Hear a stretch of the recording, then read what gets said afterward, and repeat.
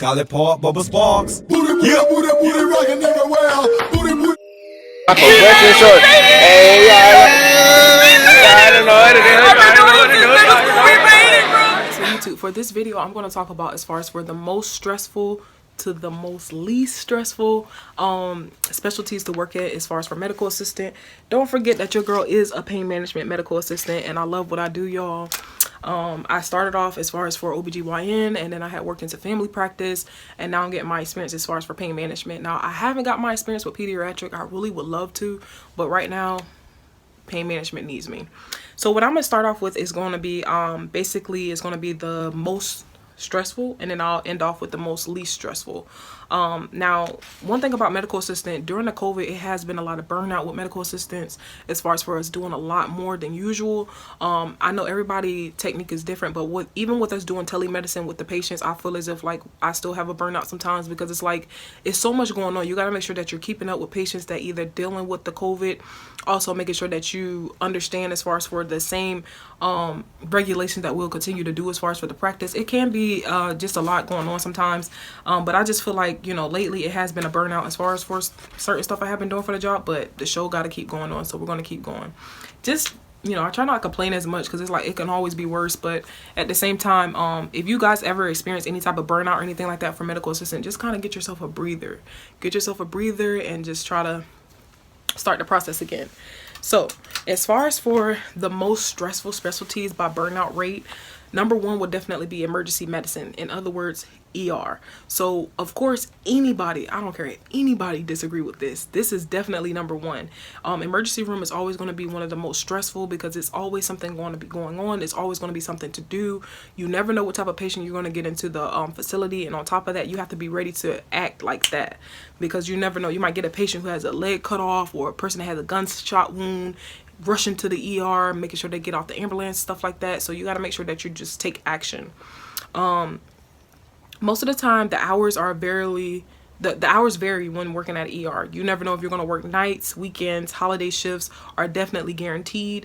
There are high expectations and just high, you know, volumes as far as for the patient. So you just want to make sure that you're just prepared for that when it comes to the ER. I haven't had my experience with the ER, and I definitely don't want my experience with the ER. Anything with ER or urgent care, I don't want to do. I already had my experience with working at a plasma center, and we were like averaging a lot of patients. The pace I can keep up with is just, when it comes to being unorganized, like when you work at those type of places, it's not really as organized. It's always like too much going on, or it's always one person at the desk or something like that, and you got like a whole lobby full of patients. So I don't want to put myself in that predicament. So that's why I was like, ER is definitely number one. The second one is going to be oncology. Now, this one is dealing with anything with cancer. So I definitely feel like this one is a lot more stressful, because you're going to work almost every day dealing with patients who are either on their last breath, or patients who are like in the phase of, you know, dying, and it's really sad. So I feel as if like this can definitely be something stressful, something to kind of put you in the right mindset, but at the same time, you have to be able to like you know, control those type of emotions when it deals with those type of things. Now, me, I'm a Cancer, y'all, for my zodiac sign. If you're a Cancer, shout out to you. But I feel as if like I just can't go to work every day knowing I'm gonna cry, because I feel as if I feel sorry for this person, because either they're dying, or because they, you know, they're in the phases of things just get complicated and challenging. So at the end of the day, you want to just make sure that you put all your emotions aside when working in this type of predicament. You just never know what you're going to get. Next one is going to be for OBGYN. Now, I love OBGYN, but one thing I can say about OBGYN, it depends which location you're at, but OBGYN can become stressful. One of the reasons why I feel is because you're working a lot of pregnant patients, they can either be moody, they can have all types of attitudes. It all just depends, but some of those stuff you can't really control. One thing I can say about OBGYN, you average a lot of patients. On top of that, with the COVID going on, there has been a lot of pregnancies, growth as far as for the rate and stuff like that. So I definitely would check into that. But one thing I can say about OBGYN is definitely a good experience to start off with.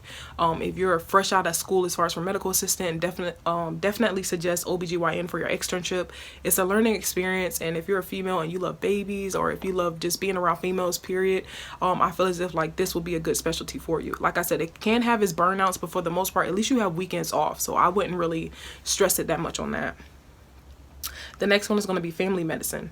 Now, most people definitely feel like family medicine definitely is something that's like a lot more overwhelming, because you're dealing with friends, family, all together. So, you know, you guys all may have an appointment together or something like that. You just never know what to expect.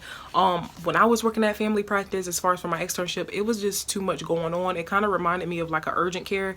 It didn't remind me of the emergency room. It just reminded me of urgent care, because you're just like, you're getting a lot of patients, but you kind of got to see them by whoever is like the most important, I would say. One thing I can say about family medicine, it's always going to be something to do. It was always types of procedures to do. Now, the clinic that I was at, it was a low income clinic. Once I saw that it wasn't gloves in every room, I had already kind of got turned off and didn't want to work in that physician anymore, or shall I say specialty anymore. But I definitely feel like if family medicine is something you want to try out, I would definitely say try it out. You get a different range of patients. Me personally, I just like to kind of stick to certain type of patients. I don't want to have to deal with teenagers, old people, and kids at the same time. Like, it's just too much. So at the same time, I just feel like I would stick to the basics when it comes to that. But if you definitely want to try it for a family practice, I would definitely say go for it. Another thing as well too would be ICU. ICU is definitely going to be one of them as well too, because ICU, you just never know as far as the patient is going to be on their last breath as well too. People die almost every day, so definitely when you're in ICU, it's definitely almost like you on the edge. I feel as if like when coming home from a day working at ICU, you're like really overwhelmed. Probably all those type of stories or any type of accidents may run through your head and stuff like that. So I feel like ICU is definitely something that can be very, very stressful. But again, don't let my experience stop you from your specialty on what you want to do for medical assistant. It's all just a learning experience. It's just something that you just have to see as far as for yourself. Now, the next one is going to be the least stressful. So of course, I'm going to start off with mine. The least stressful is definitely going to be pain management. I feel as if pain management is definitely something that you could start off with if you love working with elderly people, or if you just like a laid back job. Pain management is definitely something for you. If anything, you're going to like constantly hear patient stories as far as for their pain, but as far as for you, as long as you continue to just uplift them and keep them, you know, going as far as for whenever they're in pain, you should be completely fine. Pain management basically deals with a lot of patients as far as for elderly, to the youngest we'll have as far as for like a patient that's like 26 or something like that, but everybody else usually is like, you know, in their 60s, 50s, 70s, 80s, stuff like that. The sad part that I'll definitely say about medical assistant would be just when you get a phone call hearing that one of the patients didn't wake up and their daughter had to call or something like that saying, yeah, you know, he was 87 years old and he passed away. They had to let him go or something. You know, that's mostly the sad part, because it's like sometimes you do build that relationship with the patient, and it's like, man, once you get a phone call hearing that they passed away, it's like, I was just talking to him the other day. So, you know, those are the type of things that I noticed as far as for pain management, but I definitely wouldn't regret my experience because I learned so much with pain management. So definitely check that out if you're looking to have that for your externship. Plastic surgery. Plastic surgery is definitely something that's least stressful as well too, because I feel like with this type of specialty, you're learning something every day. It's not like something where you're like, gotta go home and be like, babe, like, you won't believe what happened at work today. Like, you know what I'm saying? Plastic surgery, if anything, you ought to be coming home saying that, guess what the surgeon did today? He did a procedure on blah, blah, blah, blah. You know, if anything, you ought to be learning with these type of specialties. But plastic surgeon is basically just new opportunities.